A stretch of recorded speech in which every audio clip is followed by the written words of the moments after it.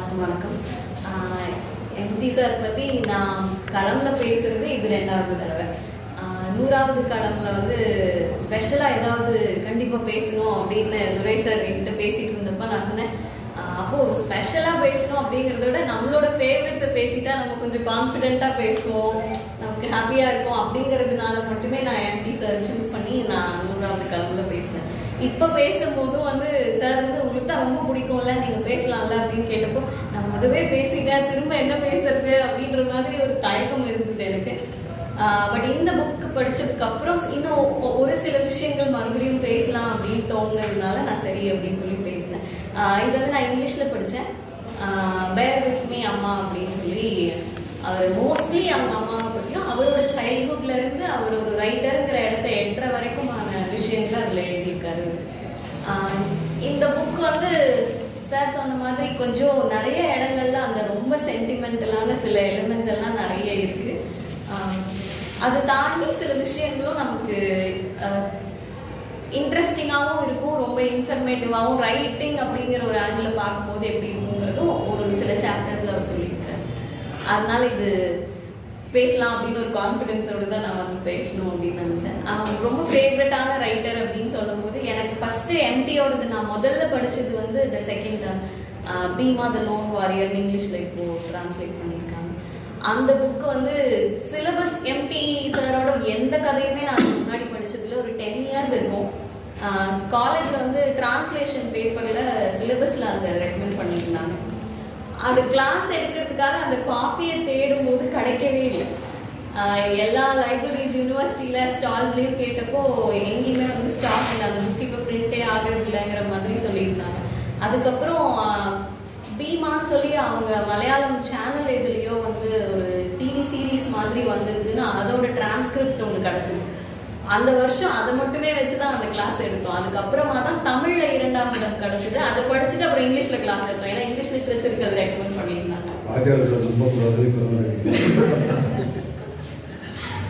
So அதுக்கப்புறம் தான் இவரோட ஒர்க்ஸ் வந்து கொஞ்சம் தேடி படிக்கணும் அப்படின்னு ஷார்ட் ஸ்டோரி கலெக்ஷன்ஸ் அவரோட குறு நாவல் மாதிரி இருக்கிறதுலாம் வந்து 2 புக் தான் வந்து இங்கிலீஷ்ல அவரோட டிரான்ஸ்லேஷன் வந்திருக்கு. நிறைய டிரான்ஸ்லேஷன்ஸ் இங்கிலீஷ்ல வரல.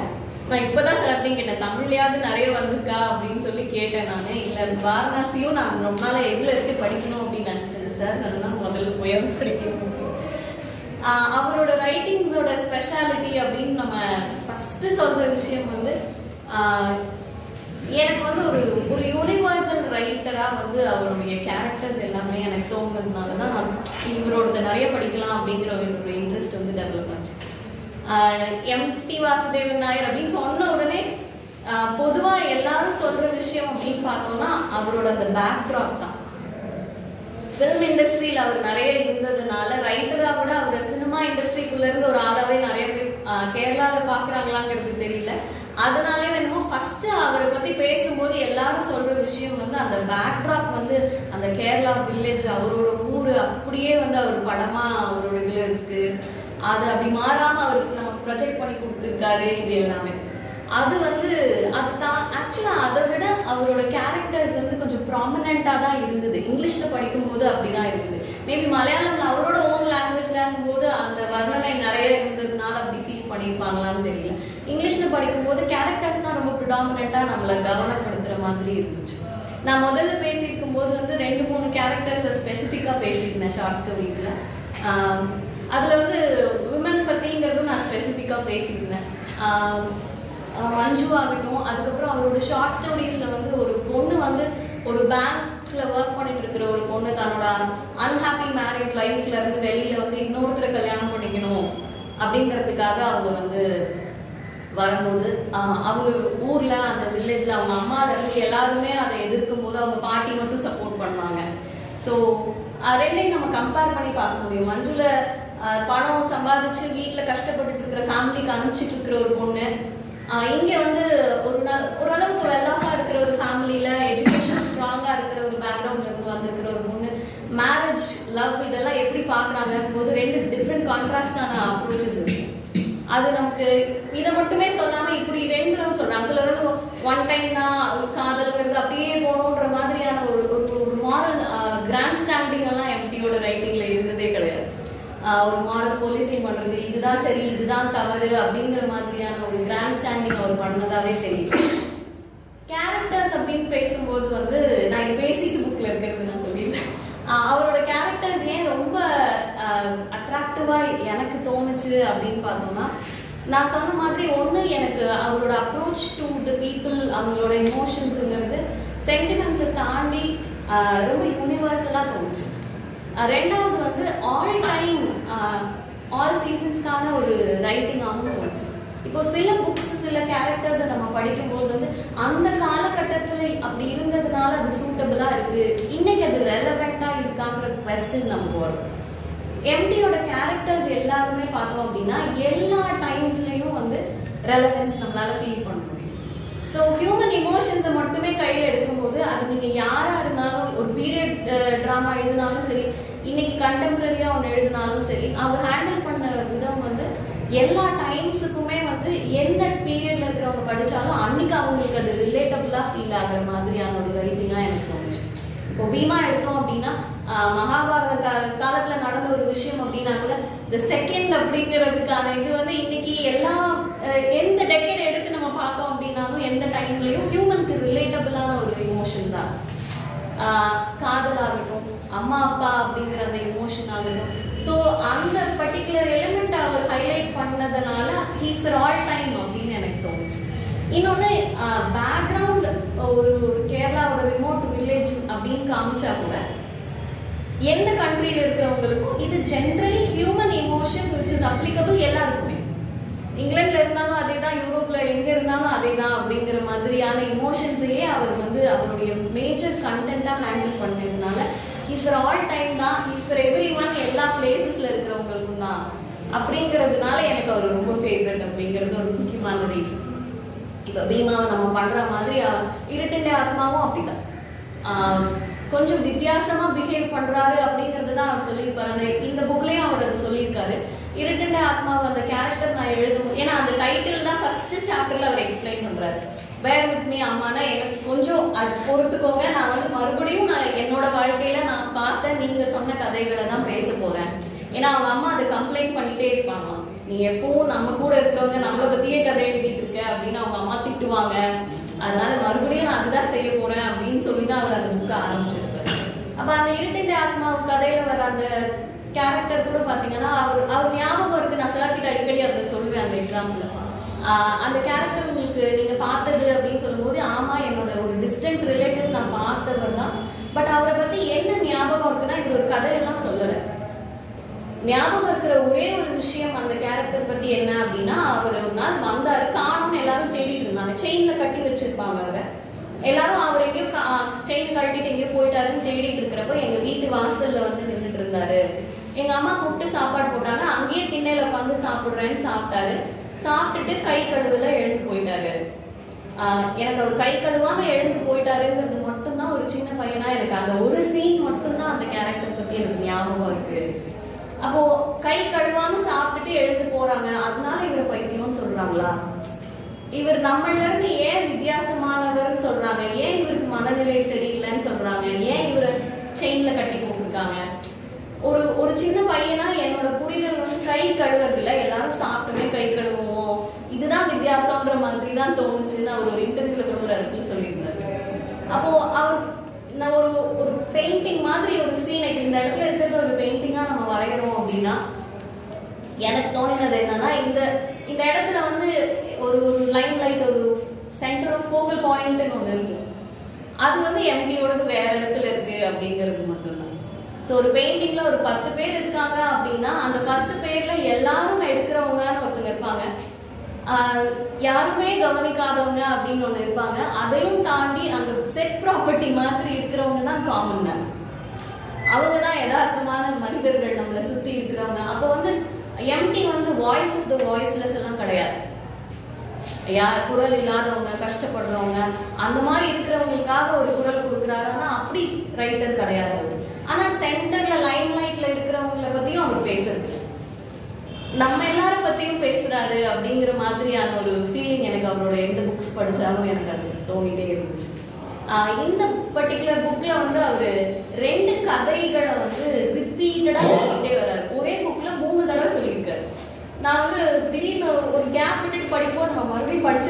படிக்கிறோமோ அப்படின்னு கூட நான் தேடினேன். ஒரு விஷயத்த வந்து 3 தடவை எழுதியிருக்காரு, அதுவும் எலாபரேட்டா எழுதியிருக்காரு. அது வந்து இன் யுவர் மெமரி அப்படின்னு ஒரு கதை அவரோட ஷார்ட் ஸ்டோரியா எழுதியிருக்காரு. அதோடைய கிளைமேக்ஸ் வந்து ஸ்டோரியில வேற மாதிரி இருக்கு, ரியாலிட்டியில வேற மாதிரி நடந்திருக்கு. அது என்ன அப்படின்னா அவரோட ஒரு சிஸ்டர் பத்தின ஒரு கதை. அது இப்போ அந்த மனோரதங்கள்னு ஷார்ட் ஸ்டோரிஸ வந்து எபிசோட்ஸா எடுத்திருந்தாங்க, ஜீல வந்திருந்தது. அதுலயும் அந்த கதை வந்து வந்திருக்கு. மம்முட்டி நடிச்சிருக்காரு அந்த பர்டிகுலர். அப்போ அந்த ஷார்ட் ஸ்டோரி வந்து அவருக்கு ஞாபகம் இருக்கிறது, அந்த நம்ம மனோரதங்கள்ல பார்த்தோம் அப்படின்னா அதுல இருக்கிற கிளைமேக்ஸ் வந்து அவரோட ரியல் லைஃப்ல நடக்கல. சின்ன பையனா இருக்கும்போது அந்த ஒரு சிஸ்டரோட இன்ட்ரோடக்ஷன் அவருக்கு எப்படி இருந்தது அப்படிங்கிறது மட்டும். அதெல்லாம் வந்து நிஜமாவே சார் சொன்ன மாதிரி ஒரு குட்டி பையன் எப்படி எல்லாம் ஃபீல் பண்ணிப்பான், பக்காவா அந்த ஒரு இமோஷனல் லைன் எடுத்து அப்படியே தான் போயிருக்காங்க. நமக்கு படம் பார்க்குற மாதிரி தான் இருக்காது. என்ன சொல்லியிருக்காருன்னா, அவங்க அப்பா வந்து சிலோன்ல ஒர்க் பண்றாங்க. 4 or 5 இயர்ஸ்க்கு ஒரு தடவை தான் ஊருக்கு வருவாங்க. வரும்போது வந்து ஒரு வருஷம் வந்து அவர் கூட வந்து ஒரு சின்ன பொண்ணையும் கூட்டிட்டு வந்தாரு. பாக்குறதுக்கு என்னோட வயசு மாதிரியே இருந்தது. அந்த பொண்ணு கூட கூட்டிட்டு வந்தாரு. எல்லாரும் வந்து மூளையில நின்று பேசிட்டு இருந்தாங்க, ஒருத்தர் தெரியாம ஒருத்தர். எனக்கு வந்து எங்க அத்தை பேசுனது காதுல விழுந்தது, இது அவங்க அப்பாவோட பொண்ணு தான் அப்படின்னு சொன்னாங்க. அவர் வந்து பக்கத்துல இருக்கிறவங்க அந்த பாம்பிங்ல அவங்க ஃபேமிலி இறந்துட்டாங்க, இந்த பொண்ணு அதனால எங்க கூட இருக்கான்னு சொன்னாரு. அப்போ அவர் இருந்த அந்த கொஞ்ச நாள்ல அவங்க அம்மாக்கும் அப்பாவுக்கும் சண்டை நிறைய வந்தது. இந்த பொண்ணு யாருங்கிறதுல நிறைய பிரச்சனை வந்தது. பட் இவரோட ஃபோக்கஸ் முழுக்க இவர் எலாபரேட்டா எழுதியிருக்கிறது வந்து ஒரு பொம்மையை பத்தி எழுதியிருக்காரு. ஒரு ரப்பர் பொம்மை வச்சிருந்தது அந்த பொண்ணு. அந்த பொம்மையில வந்து ஒரு உடன் பாக்ஸ்குள்ள இருக்கும். ஆக்சுவலா இவர் எழுதியிருக்கிறத படிச்சுட்டு அந்த படம் பார்த்தோம் அப்படின்னா அந்த டீட்டெயிலுக்கு தான் அவர் அதிகமான இம்பார்ட்டன்ஸ் கொடுத்துருக்காரு. படிக்காம அதை பார்த்தோம்னா அது நமக்கு புரியல. அந்த பொம்மையில ஒரு பட்டன் அமுத்துனீங்கன்னா அது ஓப்பன் ஆகி அதுக்கு ஒரு சின்ன பர்ஃப்யூம் பாட்டில் இருக்கும், பின்னாடி ஒரு ரோப் மாதிரி இருக்கும், அது இழுத்து அது கண்ணை வந்து ஊட்டும், முறைக்கிற மாதிரி இதெல்லாம் சொல்லியிருக்காரு. அவரோட ஃபோக்கஸ் ஒரு 8 வயசு பையனா இருக்கும்போது அவருக்கு அது மேல மட்டும்தான் இருக்கு. அந்த பொண்ணு ரொம்ப அழகா ட்ரெஸ் பண்ணிருப்பா, அவருக்கு வந்து தமிழ் தெரியாது, சிங்களி மட்டும்தான் பேசுவா அந்த பொண்ணு. அப்போ வந்து பேசுறதுக்கு இவர் ட்ரை பண்ணுவாரு. அவர் சிரிக்கும் போது இவருக்கு இன்சல்ட்டிங்கா இருக்கும். எப்ப பாரு அந்த பாக்ஸ் மேலேயே உட்காந்துருப்பா, யாரையும் எடுக்க விட மாட்டா, பூட்டி சாவியை கையில இப்படி சுத்தி காமிச்சிட்டே இருப்பா, இரிட்டேட் ஆகும் எனக்கு அப்படின்லாம் சொல்லியிருப்பாரு. அதுக்கப்புறம் வந்து ஷார்ட் ஸ்டோரியா எழுதுனதுல வந்து இவர் ஒரு ரைட்டர் ஆனதுக்கு அப்புறம் இவர் வந்து சிலோன் போயிட்டு அந்த பொண்ணை தேடி போனதாகவும், அதுக்கப்புறம் அவங்க ரொம்ப கஷ்டத்துல இருந்ததுனால அதுக்கப்புறம் ரெகுலரா பணம் அனுப்புற மாதிரி, மீட் பண்ணாம திரும்பி வந்துடுறாரு, அதுக்கப்புறம் பணம் அனுப்புறாரு அப்படிங்கறது சொல்லியிருக்காங்க. பட் இதுல வந்து அவர் மெமரியா எழுதி இருக்கிறதுல வந்து சண்டை போட்டுட்டே இருந்தாங்க. அப்புறம் அப்பா அந்த பொண்ணை கூட்டிட்டு உடனே கிளம்பிட்டாரு, அவங்க வீட்டுக்கு போயிட்டாரு, அதோட அது முடிஞ்சது. அதுக்கப்புறம் அந்த பொம்மையை வந்து அந்த பொண்ணு கொடுத்துட்டு போயிடும். இவர் ஒருத்தர் தான் அந்த பொண்ணு கிட்ட வந்து இன்டிஃபரெண்டா நடந்துக்க மாட்டாரு. ஏன்னா இவருக்கு அந்த பொண்ணு மேல ட்ரெஸ் பண்ணிருக்கா, இங்கிலீஷ்ல பேசுறா, வேற லாங்குவேஜ்ல பேசுறா, பொம்மை வச்சிருக்கா, இந்த இன்ட்ரெஸ்ட் தான் இருக்கு. மத்தவங்கள மாதிரி அந்த பொண்ணை இவர் ஒதுக்கல.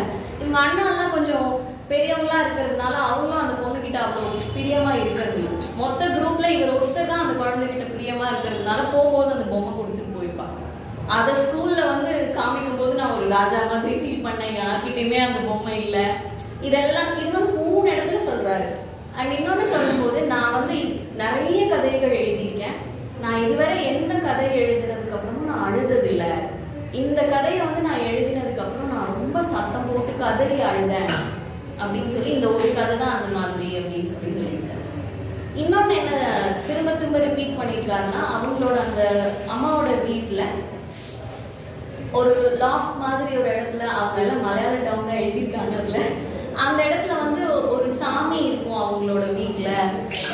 அது வந்து அவங்களோட ஃபேமிலி ஹிஸ்டரியா சொல்லும் போது ரொம்ப கஷ்டத்துல வந்து இருந்தாங்க. அவங்க வந்து மாடு வச்சுட்டு ஒரு பொண்ணு தான் அந்த வீட்டுல இருந்தாங்க முதல்ல பல ஜெனரேஷன்ஸ்க்கு முன்னாடி. அப்போ வந்து ரொம்ப வெள்ளம் வந்துச்சு, அவங்க மாடு வச்சிருக்காங்க, பால் டெய்லி கொண்டு போய் கோயில்ல கொடுப்பாங்க, கொடுத்துட்டு அங்கிருந்து அரிசி வாங்கிட்டு வந்து அன்னைக்கான சாப்பாடு அவங்க குழந்தைங்க 4 பேர் இருக்காங்க, அதுதான் அவங்களோட லைவ்லிஹுட்டா இருந்துச்சு. அப்போ ஒரு தடவை பயங்கரமா வெள்ளம் வரும்போது அவங்களால பால் கொண்டு போய் கோயில்ல கொடுக்க முடியறது இல்லை. அன்னைக்கு அதனால அந்த குழந்தைங்களுக்கு சாப்பிடறதுக்கு எதுவும் கொடுக்கல, அந்த பால் மட்டும் கொடுத்துட்டு படுத்துட்டு போது மிட் நைட்ல யாரோ கதவை தட்டினதாகவும், ஒரு பொண்ணு வந்து கோவில் பாத்திரத்துல வந்து அந்த சாப்பாடு கொண்டு வந்து கொடுத்துட்டு போனதாகவும் சொல்றாங்க. அது வந்து இவருக்கு குழந்தையா இருக்கும்போது இவங்க பாட்டி அம்மா இவங்கெல்லாம் சொன்ன கதை. அடுத்த நாள் பார்க்கும்போது அது கோயில் பார்க்குறோம், யார் கொண்டு வந்து கொடுத்தாங்கன்னே தெரியல. ஸோ அது சாமி கொண்டு வந்து கொடுத்ததுன்னு சொல்லி அந்த சாமிக்கு அங்கே ஒரு இது வச்சு அவங்க வீட்டில் அது கும்பிட்டுட்டு இருக்காங்க. அதை வந்து அவர் ரிப்பீட்டடா சொல்றாரு. அவருக்கு இந்த மாதிரி விஷயங்கள்லாம் நிறைய பிலீஃப் இருந்திருக்குமா அப்படின்னு தோணுச்சு எனக்கு அவர் ரிப்பீட் பண்ணும்போது. பட் எங்க அப்படிலாம் இருந்திருக்காது அப்படிங்கிற ஒரு கான்ஃபிடன்ஸ் எப்போ வந்துச்சு அப்படின்னா, சில விஷயங்களை அந்த ட்ரெடிஷ்னல் ப்ராக்டிசஸாவோ ஆர்த்தடாக்ஸ் ப்ராக்டிசஸாவோ இருக்கிற விஷயங்களை அவர் சொல்லும் போது அவர் அதை வந்து ஒரு சர்காஸ்டிக் டோன்ல தான் சொல்றாரு. இந்த கதை சொல்றதை தாண்டி இன்னும் சில விஷயங்கள் ஆக்சுவலா ரெலவெண்ட், இது ரொம்ப முக்கியமான பாயிண்டா இல்லை. அவர் அந்த மாதிரி ஆர்த்தடாக்ஸ் ப்ராக்டிசஸை வந்து முக்கியமான டிஸ்கஷனா கொண்டு வரல எங்கேயுமே அந்த புக்ஸ்ல. ஆனா வந்து அதை தொட்டுட்டு போகும்போது ஒரு சின்ன சர்க்காசத்தோட தான் பேசுறாரு அப்படிங்கிற ஒரு டவுட் வந்தது. இன்னொன்னு வந்து நான் அதுக்கு சொன்ன டிரான்ஸ்லேஷன்ல அது சர்க்காசமா இல்லையான்னு எனக்கு கண்டுபிடிக்க தெரியல அப்படின்னு நான் சார் கிட்ட இப்ப காலையில சொன்னேன். நான் என்னன்னு பாத்தீங்கன்னா 1-2 விஷயங்கள் அந்த வில்லேஜோடைய ப்ராக்டிசஸ் இன்னைக்கு வேண்டாம்னு நம்ம நினைக்கிற ப்ராக்டிசஸ் எல்லாம் இருக்கு. கஷ்டம் வரும்போது வெள்ளம் வந்துருச்சு வீடெல்லாம் போயிடுச்சுன்றப்ப நிறைய பேரை இவங்க வீட்டுக்குள்ள கூப்பிட்டு வச்சுக்கும் போது இவங்க ஃபேமிலியில இருக்கிற பெரியவங்க இவங்களோட சித்தி கேரக்டர் வந்து இவருக்கு திரும்ப திரும்ப சொல்லிட்டே இருக்காரு. அவங்க கேரக்டர் எப்படி சொல்றாரு அப்படின்னா, இந்த ஊரோட ஒத்து வாழுங்க, பிரச்சனை எல்லாம் பண்ணாதீங்கன்ற மாதிரி ஒருத்தங்க இருப்பாங்க. அந்த மாதிரியான ஒரு கேரக்டரா நம்ம கொலைச்சா நல்லது அப்படிங்கிற மாதிரியான ஒரு கேரக்டரா சொல்றாரு. அப்போ அந்த மாதிரி ஊர்ல இருக்கிறவங்க எல்லாரும் உள்ள வரும்போது சில கம்யூனிட்டியில இருக்கிறவங்க உள்ள விடக்கூடாது அப்படின்லாம் சொல்றாங்க அவங்க வீட்டுல இருக்கிறவங்க. அப்ப இவரோட அம்மா வந்து அதெல்லாம் இல்லை அப்படின்னு அவங்களெல்லாம் உள்ள கூப்பிடுறாங்க. ஸோ இந்த டைம் ஆஃப் டிஃபிகல்டிஸ் வரும்போது எல்லாம் வந்து இவங்க அம்மா வந்து இந்த மாதிரி இந்த ஆர்த்தடாக்சிஸ் எல்லாம் பிரேக் பண்ணியிருக்காங்க அப்படிங்கறத அவர் சொல்றாரு. ஆனா நான் சொன்ன மாதிரி அது லாங்குவேஜ்ல இருக்கிற பிரச்சனையா இல்ல அவர் அதை தொட்டு காமிச்சா போதும் அப்படி அவரோட கண்டென்ட் அது கிடையாது. அவரோட கண்டென்ட் ஹியூமன் இமோஷன்ஸ் தான். ஸோ அவர் ஒரு சோஷியல் அவேர்னஸோ இஷ்யூஸை அட்ரெஸ் பண்ற ஒரு ரைட்டர் கிடையாது தான். ஆனா அதை தொட்டுட்டு அப்படி நகர்ந்துருக்காரு. அப்படிங்கும்போது நிறைய சோஷியலி நம்ம இன்னைக்கு இஷ்யூஸா பேசுற விஷயங்களை இதுல வந்து அவர் தொட்டு போயிருக்காரு. இந்த மாதிரி விஷயங்கள், அது மாதிரி வீட்டுல ஒரு பூஜை வைக்கிறாங்க. அவங்க அப்பா ஊர்ல இருந்து வந்திருக்காரு, இந்த வாட்டி நிறைய பயிர் அழிஞ்சு போயிடுச்சு, நோய் வந்து நீங்க ஒரு பூஜை பண்ணணும் அப்படின்னு சொல்லும் போது அந்த பூஜையோட ஆர்கனைஸ் பண்றதெல்லாம் அவர் டீட்டெயில்டா சொல்றாரு. அப்போ அதெல்லாம் சொல்லும் போது பாத்தீங்கன்னா அந்த பூஜை ஆரம்பிக்கிறதுக்கு முன்னாடி வீட்டுக்கு வெளியில ஒரு ஆஃபரிங் கொடுக்கணும் அவங்க அப்படின்னு சொல்லி அது வந்து லோவர் காஸ்ட்ல இருக்கிறவங்களுக்கு கொடுத்துட்டு இந்த பூஜையை ஆரம்பிக்கணும். அதுக்கு ஒரு தெய்வம் மாதிரி அங்க வெளியில வச்சிருக்காங்க மற்ற கம்யூனிட்டியில் சேர்ந்தவங்களுக்கு. ஏன் அப்படின்னு கேட்டேன். அப்போ அவங்க சொன்னாங்க, கொடுத்துட்டு இதை ஆரம்பிக்கலைன்னா அவங்க எல்லாம் உள்ள வந்துருவாங்க, பியூரிட்டி கெட்டு போயிடும்னு சொல்றாங்க அப்படி. இதெல்லாம் அவங்க சொன்னாங்க. ஒரு ரிப்போர்ட்டர் டோன்ல வந்து ரிப்போர்ட் பண்ணிட்டே கடந்து அவர் என்ன பேசணும்னு நினைக்கிறாரோ அந்த பாயிண்ட்டுக்கு அவர் நகர்ந்துடுறாரு. ஸோ அது என்ன தோனி அவர் என்ன டோன்ல அவர் சொல்லியிருக்காரு அப்படிங்கிறது வந்து எனக்கு இங்கிலீஷ்ல கரெக்டா கேட்ச் பண்ண முடியல. அது அதர்வைஸ் பார்த்தோம் அப்படின்னா அவர் வந்து எதையுமே அப்ரிஷியேட் பண்ணல. அந்த மாதிரியான பிராக்டிசஸ் வந்து அவர் அப்ரிஷியேட் பண்ணவோ அதை ஃபாலோ பண்ணவோ கிடையாது. கடைசி சாப்டர்ல அவர் ஒரு எனக்கு அதை எப்படி பார்க்கணும்னு தெரியல. ரொம்ப நான் வந்து இந்த புக்கை படிக்க ஆரம்பிச்சதுல இருந்து முடிக்கிற வரைக்கும் 3 ஸ்டேஜ்ல புரிதல் இருந்தது. இவரோட ஃபேமிலி ஃபினான்ஷியல் ஸ்டேட்டஸ்ங்கிறது மாறி மாறி வந்தது. அவர் மலையாளம் மந்த்ஸை பேஸ் பண்ணி தான் இவர் எழுதியிருக்காரு இதை. அதுக்கு வந்து அந்த சீசன், ஏன்னா அக்ரிகல்ச்சர் பேஸ்டுங்கிறதுனால ஃபார்மிங்கும் போது அந்த சீசனை பேஸ் பண்ணி தான் அவர் எழுதியிருக்காரு. அப்போ ஃபர்ஸ்ட் படிக்கும் போது சில சாப்டர்ஸ் படிக்கும் போது பாத்தீங்கன்னா இவங்க அம்மாவை பத்தி நிறைய சொல்லும் போது யார் வந்து உதவின்னு கேட்டாலும் நமக்கு இருக்கா இல்லையான்னு பார்க்காம அரிசி எடுத்து கொடுத்துருவாங்க. சித்தி எப்பவுமே திட்டிகிட்டே இருப்பாங்க, நீ பார்க்கவே மாட்டியா, எதுக்கு இப்படி எல்லாருக்கும் தூக்கி பணம் இதெல்லாம் கொடுக்குறேன்னு சண்டை போடுவாங்க அப்படி. அப்புறம் அவங்க வீட்டெல்லாம் டிஸ்கிரைப் பண்ணும்போது ஒரு பெரிய அவுட் ஹவுஸ் இருந்து டிரான்ஸ்லேஷன்ல அவுட் ஹவுஸ் எழுதியிருந்தாங்க, ஒரு வெஸ்ட் விங் ரைட் நார்த் ரூம்ல. ஸோ இது ஒரு பெரிய பங்களா மாதிரியான ஒரு டிஸ்கிரிப்ஷன் இருந்துச்சு அவங்க எழுதியிருந்தப்போ. அப்ப இங்கிலீஷ்ல அந்த ஃபர்ஸ்ட் ஃபியூ சாப்டர்ஸ் படிக்கும் போது இவர் நல்ல வசதியானவர் போல அப்படின்ற ஒரு டவுட் வந்து. அதுக்கப்புறம் சில சாப்டர்ஸ்ல எழுதும் போது பார்த்தோம் அப்படின்னா வந்து சீசனலா தான் அவங்க வீட்டுல வந்து அரிசி சாப்பாடுங்கிறது வந்து ரெகுலர் கிடையாது. கஞ்சி தான் 2 நேரமும் சாப்பிடுவோம். வெஜிடபிள்ஸ் ஏதாவது கறி மாதிரி பண்ணி கொடுப்பாங்க கூட.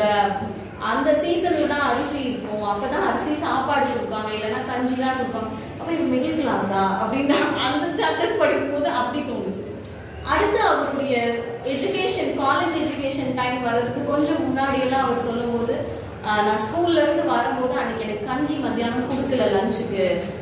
அந்த ஒரு சீன் படிச்சப்போ எனக்கு வந்து ரொம்ப நேரம் யோசிச்சேன் நான். அவர் சொல்றாரு, ஸ்கூல்ல அன்னைக்கு எனக்கு சாப்பாடு கொடுக்கல, நான் வந்து போய் டீ கடைக்கு பின்னாடி ஒரு தண்ணி பெரிய அண்டாவில் வச்சிருப்பாங்க, சாப்பாடு கொண்டு வராதவங்க எல்லாம் அங்கதான் தண்ணி குடிப்போம், தண்ணி குடிச்சிட்டு நான் வந்துட்டேன், பயங்கர பசியோட வீட்டுக்கு வந்தேன், மத்தியானம் ஏதாவது செஞ்சு யூஸ்வலா அந்த மாதிரி மிச்சம் எடுத்து வச்சிருப்பாங்க, வந்து கேட்டதுக்கு அவங்க வீட்டுல ஒரு பொண்ணு இருக்காங்க, மீனாட்சி எழுதின்னு அவங்க சொல்றாங்க, அவங்க வந்து இவங்க ரிலேட்டிவ் வசதி இல்லாததுனால அவங்க அம்மா இங்கேயே இருந்துக்கோன்னு சொல்லி தங்க வச்சிருக்காங்க, அவங்கதான் சமையல் எல்லா வேலையும் பண்ணுவாங்க. அவங்க வந்து இன்னைக்கு கொட்டிடுச்சு கஞ்சி, தெரியாம கை தவறி உங்களுக்கு சாப்பிடுறதுக்கு எதுவும் இல்லைன்னு சொல்லிட்டாங்க. பசி மயக்கத்துல இருக்கிற மாதிரி அது ஒரு எலாபரேட் சாப்டரா அவர் எழுதியிருக்காரு. அந்த டைம்ல சரி இப்போ சீக்கிரம் டின்னர் செஞ்சிடறோம் சாப்பிட்டுலாம் அப்படின்னு சாப்பாடு வச்சு செஞ்சுட்டு இருக்கிறப்போ ஒரு கெஸ்ட் வந்துடுறாரு. அவங்க அப்பா ஃபேமிலியில இருந்து ஒரு கெஸ்ட் ஒருத்தர் வராரு, இவருக்கு அங்கிளா இருக்கவங்க. அவர் வந்தோடனே அவங்க அம்மா வந்து கஞ்சி பண்ணாத எல்லாருக்கும் நம்ம அவருக்கு கஞ்சி கொடுக்க முடியாது, சாப்பாடு செஞ்சு பக்கத்துல போய், ஆக்சுவலா அது வந்து ஒரு வறட்சியான ஒரு பீரியடா இருக்கு அந்த time of the year. So அவங்க வந்து எல்லாம் கஷ்டப்பட்டு தான் சாப்பிடுறாங்க, ஒரு நேரம் சாப்பாடு ஸ்கிப் பண்ற நிலைமையில இருக்காங்க. எவ்ரிடே மீலுக்கு அடுத்த நாளைக்கு யார்கிட்ட கடன் வாங்கலாம்னு யோசிச்சுட்டே தான் உட்காந்துருக்காங்க. அப்ப அந்த மாதிரி டைம்ல நாளைக்கு சாப்பாட்டுக்கு யார்கிட்ட கடன் வாங்கலாம்னு யோசிச்சு வச்சிருந்தாங்களோ அவங்கள்ட்ட நைட்டே இவரையே அனுப்பிச்சு போய் கடன் வாங்கிக்கிற சொல்லி, நம்ம வெறும் சாப்பாடு போட முடியாது, அப்பளம் பண்ணி கொடுக்கணும், கூட ஏதாவது சைட்ஸ் பண்ணி கொடுக்கணும், கறி குழம்பு எல்லாம் அப்படின்னு சொல்லி அடுத்த 2 நாளைக்கு யார்கிட்ட கடன் வாங்கணும்னு நினைச்சாங்களோ அதெல்லாம் வாங்கி எக்ஸாஸ்ட் பண்ணிடுறாங்க. அவருக்கு வந்து ஒரு நல்ல மீல் கொடுத்து அனுப்பணும், கல்யாணம் பண்ணி போன வீடு அப்படிங்கிறதுனால அவங்க அம்மா அந்த இடத்துல வந்து எனக்கு ரொம்ப அவமானம் ஆயிடும், நம்ம இந்த நிலைமையில இருக்கோம்னு அவங்களுக்கு தெரியக்கூடாது அப்படின்னு ஒரு நல்ல எலாபரேட் மீல் அவருக்கு கொடுக்குறாங்க. குளிக்கிறதுக்கு போகும்போது அவருக்கு எண்ணெய் கொடுக்கறது கூட டீட்டெயில்டா சொல்றாங்க. அவருக்கு வந்து எண்ணெய் தேய்ச்சிட்டு போய் குளத்துல குளிச்சுட்டு வரணும், நான் தெரியாம நிறைய கப்ல ஊத்திட்டேன், அம்மா என்ன திட்டினாங்க, ஏன்னா இன்னும் 1 வாரத்துக்கு இந்த எண்ணெய் தான், வேற எண்ணெய் இல்லைன்னு திட்டினாங்க, ஆனா வந்து அப்பளம் பண்ணி கொடுக்கணும் எல்லாம் சொல்றாங்க அப்படின்னு இவருக்கு பயங்கர கோவம். இன்னொரு பக்கம் வந்து இவருக்காக எல்லா பெட்டா செய்யறாங்க, நமக்கும் இன்னைக்கு கொஞ்சம் நல்ல சாப்பாடு கிடைக்கும் அப்படின்னு நினைச்சிட்டு பசி மயக்கத்திலே திண்ணையில தூங்கிடுறாரு. அப்புறம் அந்த அக்கா வந்து எழுப்பி சாப்பிடாம தூங்குறையே அப்படின்னு கூட்டிட்டு போய் உட்காரும் போது அவர் ரொம்ப ஹாப்பியா பார்க்கும்போது திரும்ப அந்த வடிச்ச தண்ணி மட்டும்தான் வச்சிருக்காங்க கஞ்சியில இருந்தது. அவர் எல்லாமே சாப்பிட்டாரு, தீந்து போயிடுச்சு அப்படின்னு சொல்லும் போது அந்த அக்கா வந்து எப்பவுமே அம்மாட்ட கோவப்பட மாட்டாங்க. அப்போ வந்து அம்மா கிட்ட அவங்க கோவப்பட்டு சொன்னாங்க, இன்னும் கொஞ்சம் போட்டுக்கோன்னு சொல்லாட்டி என்ன, அவர் தான் வேண்டான்னு சொல்றாரு அப்படின்னு அவங்க திட்டினாங்க எங்க அம்மாவை. எனக்கு அது பிடிக்கவே முடியல, ஒரு பேட் ஸ்மெல் வந்தது, அதனால நான் அது கூட பிடிக்காம போய் பசி மயக்கத்துல படுத்துட்டேன். அப்ப படுத்துட்டு இருக்கும் போது அக்காவும் அம்மாவும் பேசிக்கிட்டாங்க, நாளைக்கு காலையில அவங்கள சும்மா அனுப்ப முடியாது, டீயாவது கொடுக்கணும் அவருக்குன்னு பேசிட்டு இருக்காங்க எங்க அம்மா. இவன் சரி எப்படியோ இவன் அமைதியா தூங்கிட்டானேன்னு சொல்லும் போது பசியில நான் எங்க தூங்குறதுன்னு அந்த பக்கம் திரும்பி அழுதுட்டு இருந்தேன் அப்படின்னு சொல்லி எழுதியிருக்காரு. ஸோ இந்த மாதிரி இமோஷனலா நிறைய விஷயம் எழுதியிருக்காரு. இது பார்க்கும்போது ரொம்ப கஷ்டப்பட்டிருக்காங்க சாப்பாட்டுக்கே. இவர் ரொம்ப ஏழையா. ஸோ அப்ப நான் அங்க ஒருத்தர் கோபியில ஒருத்தர்கிட்ட கேட்டேன், நாங்க இது என்ன இவர் வசதியானவங்க இவருக்கு ஏழையான்னு ஒண்ணுமே புரியலையே.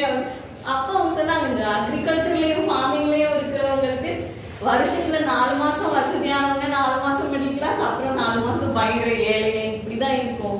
பெரிஷபிள்ஸ் வச்சிருக்கிறவங்களுக்கு வந்து சேவிங்கிறது எப்படி அந்த காலத்துல புரியாது. எனக்கு ஆக்சுவலா அதுக்கப்புறம் தான் கொஞ்சம் புரிஞ்சுது என்ன சொல்றாங்க அப்படின்னு. அதுக்கப்புறம் அவர் காலேஜ் போனது, காலேஜ் போற டைம்ல அவங்க அப்பா சிலோன்ல இருந்து ரிட்டர்ன் வந்துடுறாரு. இன்னொரு ஃபேமிலி அங்க இருந்ததுனால அவர் எந்த சேவிங்ஸும் எடுத்துக்கிறாரு. ஆனா அதுக்கு முன்னாடி சொல்லும் போது அவங்க அப்பா கொஞ்சம் வெல்தியான ஃபேமிலிங்கிற மாதிரி தான் சொல்றாங்க. ஒரு பெரிய வீடு இருக்கு, அங்க நிறைய லேண்ட் எல்லாம் இருக்கு, அங்க போனா வந்து குழந்தையா இருக்கும் போது அப்பா வீட்டுக்கு போனா நிறைய ஸ்நாக்ஸ் எல்லாம் கொடுப்பாங்க. ஸ்நாக்ஸ்ங்கிறதே நான் அங்கதான் பார்த்திருக்கேன். இன்னொரு விஷயம் அவர் சொல்றாரு, நம்ம வந்து இன்னைக்கு நம்ம கேரளா அப்படின்னா அவங்களோட ஃபுட்ல ரொம்ப காமனா பாக்குறது வந்து இந்த குச்சிக்கிழங்கு. அவர் சொல்றாரு, எங்க அப்பா வீட்டுக்கு போனப்பதான் நான் அந்த குச்சிக்கிழங்குங்கிறது வந்து புதுசா அவங்க வந்துருக்கு நான் பார்த்தேன் அப்படின்னு சொல்லி. எங்க வீட்டுல எல்லாம் குச்சிக்கிழங்கு வேற, குச்சிக்கிழங்கு 12 குச்சிகளுக்கு இந்த வட்டார வழக்கு சொல்றது மரவழிகள் மரவழிகளும் குச்சிகளும் சொல்லுவாங்க. குச்சிகளும் குச்சிகளும் சொல்றது. மரவழிகள் மரவழிகள் சொல்றாங்க. யாரான மரவழிகளுக்கு தான் அது குச்சி இல்ல அவங்க பேசி முடிக்கிட்டோம். ஸோ அதை வந்து நான் புதுசாக பார்த்தேன். எங்கள் வீட்டிலலாம் வந்து சக்கரவள்ளி கிழங்கு தான் இருக்கும் அப்படின்னு சொல்றாரு. ஸோ இதெல்லாம் அவர் வந்து அவரோட பர்சனல் எக்ஸ்பீரியன்ஸை தான் சொல்லும்போது, காலேஜ்க்கு நுழையும் போது காலேஜ் ஃபீஸ் கட்டுறதுக்கு கஷ்டப்பட்டு 1 year ட்ராப் அவுட்டாக இருக்காரு. அதுக்கப்புறம் அவங்க அப்பா பணம் அனுப்புறதுல அந்த வார் டைம்ல ரெஸ்ட்ரிக்ஷன்ஸ் இருந்துச்சு. வந்ததுக்கப்புறம் இவர் காலேஜ் படிக்கிறாரு, சயின்ஸ் படிக்கிறாரு, பிஎஸ்சி கெமிஸ்ட்ரி படிக்கிறாரு. அதுக்கப்புறம் வந்து அவர் நிறைய இடங்கள்ல டியூட்டோரியல் சென்டர்ஸ்ல, அப்புறம் அந்த லாங் லீவ்ல போற டீச்சர்ஸ்க்காக ஒரு சப்ஸ்டிடியூஷன் பொசிஷன் வரும்போது அதுலலாம் ஒர்க் பண்றாரு. அதுலதான் வந்து மணின்னு ஒரு லாஸ்ட் சாப்டர் எழுதியிருக்காரு புக்ல. அதுல வந்து அவர் அந்த பணத்துக்கான கஷ்டம், கையில எழுதி கதையை பப்ளிஷருக்கு அனுப்பணும்னா அனுப்புறதுக்கே பெரிய கஷ்டங்கும் போது 2 நிமிஷம் சொல்றாரு. ஒரு தடவை எங்க அப்பா வந்து எங்க அண்ணன்கெல்லாம் கவர்மெண்ட் போஸ்டிங் நல்ல நல்ல வேலையில போய் உட்காந்துட்டாங்க, இவன் எதையோ படிச்சுட்டு எழுதிட்டு இருக்கான்னு சொன்னாரு. எனக்கு ரொம்ப இன்சல்ட் ஆயிடுச்சு அப்படின்னு சொல்லி, அதனால அவருக்கு ஃபர்ஸ்ட் ஒரு அவார்டா 500 ரூபாய் கொடுக்குறாங்க அவரோட கதையை செலக்ட் பண்ணி. அந்த பணத்தை வந்து அவங்க அப்பா கிட்ட கொண்டு போய் நான் அப்படியே கொடுத்துட்டேன், எனக்குன்னு கொஞ்சம் எடுத்து வச்சுக்கலாம், ஆனா எனக்கு மொத்தத்தையும் அவங்க கிட்ட கொடுக்கணும்னு தோணுச்சு, அதனால நான் கொடுத்துட்டேன். ஸோ அவர் பணத்துக்கு கஷ்டப்பட்டது, அவர் அவார்ட்ஸா அப்பப்போ சம்பாதிச்சதுன்னா ஒரு விஷயமும் டீட்டெயில்டா சொல்றாரு. இவர் முதல் ஸ்டூடெண்டா இருக்கும்போது இவர் அனுப்பிச்சு வெளியில வந்து இவருக்கு 5 ரூபாய் அந்த மாதிரி ஏதோ ஒரு பணம் அனுப்புறாங்க. அது வந்து அவர் மாபெசன்டோட ஒரு ஷார்ட் ஸ்டோரியை வந்து டிரான்ஸ்லேட் பண்ணியிருக்காரு, மை அங்கிள் ஜூல்ஸ் அப்படின்னு சொல்லி. அந்த கதை டிரான்ஸ்லேஷன் வந்தப்போ எனக்கு பணம் கிடைச்சிது. ஸோ இனிமே நம்ம புக்கு கதை எழுதி அனுப்பணும் பப்ளிஷர்ஸ்னா இந்த வழியில வர பணத்தை சேர்த்து வச்சுக்கலாம்னு நினைக்கிறாரு. அண்ட் ஸ்மோக் பண்றது நல்லா, ஸோ அதை பத்தி அதுக்கு செலவு பண்றது பத்தியும் சில இடங்கள்ல எழுதியிருக்காரு. அண்ட் அதனாலதான் அந்த லாஸ்ட் சாப்டர்ல அவருக்கு ஒரு கவர்மெண்ட் போஸ்டிங் ஒன்று கிடைக்குது, ட்ரைனிங் அனுப்புறாங்க. நான் அப்ளை பண்ணதே மறந்துட்டேன். ஒரு ஷார்ட் ஸ்டோரி ரைட்டராகவும் ஒரு டியூட்டோரியல் சென்டர்ல வந்து அவர் ஒர்க் பண்றாரு. எனக்கு ஹாப்பியா இருந்தது, அந்த இடத்துல ரொம்ப கண்டென்டடா நான் வாழ்ந்துட்டு இருந்தேன். அப்போ திடீர்னு இந்த லெட்டர் வந்தது. ட்ரைனிங்க்கு போகும் போது என்னோட அண்ணா எல்லாரும் என்ன சொன்னாங்கன்னா, இது ரொம்ப நல்ல பொசிஷன், கவர்மெண்ட் ஜாப், இது டெவலப்மெண்டல் ஆஃபீஸர், வில்லேஜ்ல ரூரல் டெவலப்மெண்டல் ஆஃபீஸர் போஸ்ட்டுக்கு கிடைக்கிறதா சொல்றாரு. ஸோ அப்போ வந்து அந்த ட்ரைனிங்க்கு போறோம், உனக்கு ரொம்ப நல்ல ஃபியூச்சர்னு சொல்லி எல்லாரும் என்கரேஜ் பண்ணாங்க. போனா ஒரு ஹார்ட்லி 1 வீக்ல அவர் திரும்பி வந்துடுவார். அந்த ஈவெண்ட்டை வந்து அவர் எக்ஸ்பிளைன் பண்ணியிருக்காரு. வரும்போது 2 காடி ஷர்ட் எடுத்துட்டு வர சொல்லியிருந்தாங்க, காந்தியன் லைஃப் ஸ்டைல் தான் இருக்கும் அப்படின்னு சொல்லியிருந்தாங்க. அப்போ என் கூட வந்த பையன் கூட கேட்டான், காந்தியன் பிரின்சிபல்ஸ் எல்லாம் என்னன்னு சொல்லுன்னு. என் ரூம்ல வந்து உட்காந்து சுத்தி எல்லாரும் ஒரு 10 பேர் அப்படின்னா என்னன்னு சொல்லுன்னு கேட்டுட்டு இருந்தாங்க. அப்போ வந்து இவர் சிகரெட் குடிச்சிட்டே அதை பத்தி சொல்லிட்டு இருந்திருக்காரு. இவருடைய அப்படி அதுல இருந்து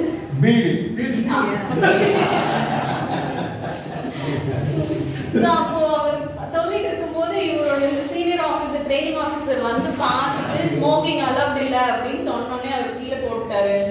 அடுத்த நாள் வந்து இவருக்கு வந்து இந்த நோட்டீஸ் போர்ட்ல இவங்க காலையில ரிப்போர்ட் பண்ணணும் கிரவுண்ட்லன்னு சொல்லியிருப்பாங்க. இவர் அதை பார்த்துருக்க மாட்டாரு. ஸோ எப்பவும் போல கிளம்பி கேண்டீன் போகும்போது தான் அவருக்கு தெரியும் யாருமே இல்லையே. தேடிட்டு ஓடும்போது ஒரு 5 minutes லேட்டா போயிடுவார். 5 நிமிஷம் லேட்டா வந்ததுனால அவர் வந்து அந்த ட்ரைனிங் ஆஃபீஸர் இவரை ரூமுக்கு கூப்பிட்டு, நீங்க ஒரு கவர்மெண்ட் பொசிஷன்ல வந்து உட்கார போறீங்க, ரெஸ்பான்சிபிளா நடந்துக்கணும் அப்படின்னு சொல்லி அவரை டிசிப்ளின் பண்ண ட்ரை பண்றாங்க. பரவாயில்ல, நான் இனிமே இங்க இருக்க மாட்டேன் அவருக்கே சொல்லிட்டு அன்னைக்கே நான் கிளம்பி திரும்ப அந்த டுட்டோரியல் சென்டருக்கே போயிட்டேன். இது வந்து அரகன்ஸா என்னன்னு எனக்கு தெரியல. ஸோ இந்த மாதிரி ஒரு பர்சனல் ஆங்கிள் டு நம்மளோட ஃபேவரட் ரைட்டர். அவர் எப்படிலாம் வந்து ஒரு ரைட்டர் நம்ம இன்னைக்கு பார்க்குற, நம்ம ரொம்ப கொண்டாடுற அந்த ரைட்டர் ஒரு பயணம் என்னன்னு தெரிஞ்சுக்கிறதுக்கு இந்த புக்கு, இன்னொன்று அவங்களோட லைஃப் ஸ்டைல்.